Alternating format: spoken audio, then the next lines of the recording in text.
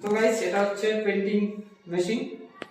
তো এটার হচ্ছে রং এটার মধ্যে করতে হয় গুলে, আর এটাকে খুলতে হয় মেশিনটাকে। এটা খোলা হলো, তো খোলার পরে কি হবে, এই হচ্ছে রং, এটাকে গুলে এর মধ্যে রাখতে হবে। এই তো রাখার পরে কি হচ্ছে, এবার এটাকে এর মধ্যে দিচ্ছি, দেওয়ার পরে এটাকে টাইট করে দিলাম মেশিনটাকে।